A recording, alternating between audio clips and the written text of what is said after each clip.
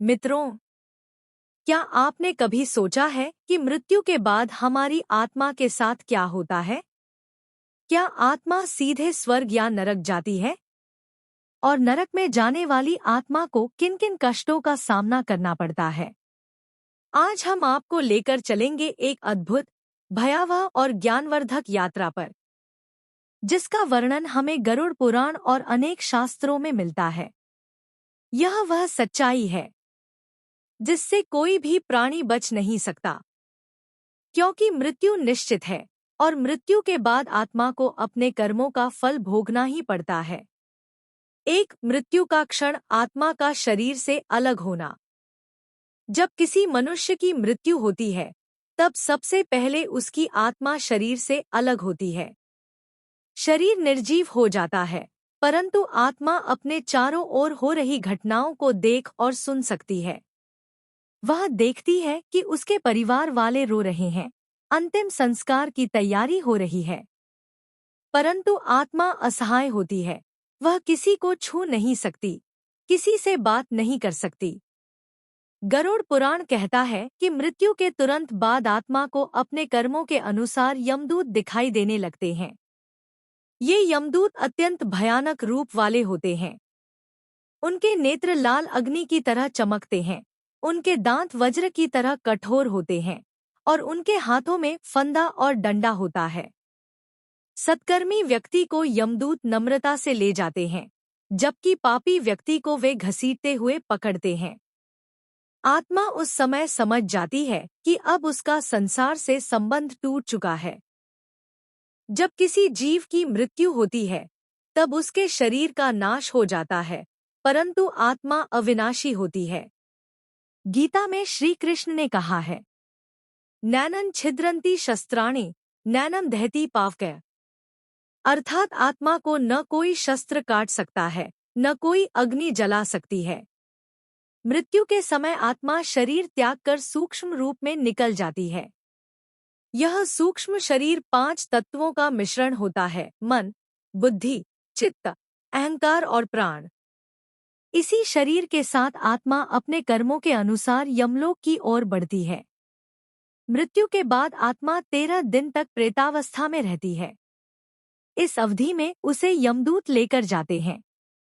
प्राणी के जीवन भर के पाप पुण्य का लेखाजोखा चित्रगुप्त के पास होता है। वही निर्णय करते हैं कि आत्मा को स्वर्ग मिलेगा या नरक। 2. यमराज और चित्रगुप्त की व्यवस्था। धर्मशास्त्रों के अनुसार यमराज मृत्यु के देवता है। उनका कार्य न्याय करना है। उनके सहायक चित्रगुप्त आत्मा के हर कर्म का लेखाजोखा रखते हैं। चाहे कोई कितना भी गुप्त काम क्यों न करे, वह चित्रगुप्त की लेखनी से छिपा नहीं रह सकता। आत्मा को यमराज के दरबार में लाया जाता है। वहां पूछा जाता है, उसने जीवन भर क्या किया? कौन से पुण्य कमाए और कौन से पाप? किन जीवों को दुख पहुंचाया? क्या धर्म का पालन किया या अधर्म किया? यदि पुण्य अधिक हो तो आत्मा को स्वर्ग या उत्तम लोक मिलते हैं। यदि पाप अधिक हो तो आत्मा को नरक भेजा जाता है। नरक में आत्मा को शारीरिक और मानसिक दोनों तरह की पीड़ाएं दी जाती हैं। आत्मा भले ही सूक्ष्म हो, परंतु वहां उसे ऐसा अनुभव होता है जैसे मनुष्य को होता है। दंड के प्रकार: आग में जलाना, बर्फ में जमाना, भालों और तलवारों से काटना, विषैले सांपों और बिच्छुओं से डसवाना, गंदगी, मलमूत्र खिलाना, उबलते तेल में डालना, कांटों और तलवारों से भरे जंगल में दौड़ाना। ये दंड पाप के अनुसार निश्चित होते हैं। 6. नरकवास की अवधि और उद्देश्य। नरक कोई स्थायी स्थान नहीं है। आत्मा वहां अपने पापों के हिसाब से कुछ समय तक रहती है।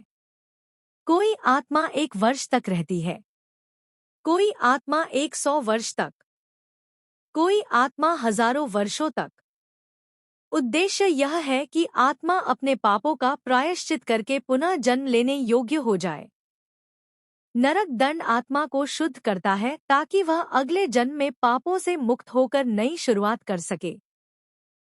7. नरक के दंड से आत्मा का शुद्धिकरण।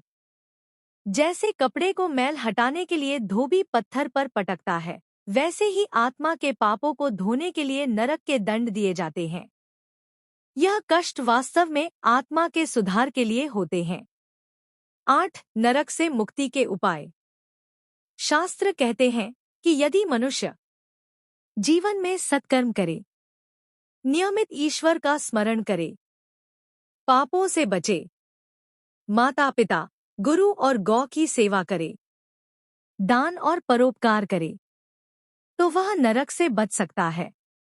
इसके अलावा मृत्यु के बाद यदि परिवारजन श्राद्ध, तर्पण, पिंडदान, गीता पाठ, गरुड़ पुराण का श्रवण करवाएं तो आत्मा को नरक से मुक्ति मिल सकती है। 9. नरक की कथा और दृष्टांत। कथा 1। एक व्यापारी जीवन भर लालच करता रहा। मरने के बाद उसकी आत्मा को यमदूत बांधकर ले गए। चित्रगुप्त ने बताया कि उसने गरीबों को धोखा दिया, झूठ बोला और दान नहीं किया। उसे सूकरमुख नरक भेजा गया, जहां उसे गंदगी और मल खाना पड़ा। जब तक उसका पाप समाप्त न हुआ, वह वहां पीड़ा सहता रहा। कथा 2। एक राजा ने प्रजा का शोषण किया। यमराज के दरबार में उसके पुण्य और पाप तोले गए। दंड स्वरूप उसे कुंभीपाक नरक भेजा गया, जहां उसे उबलते तेल में डाला गया। अंततः पाप समाप्त होने पर वह पुनः मानव जन्म में आया।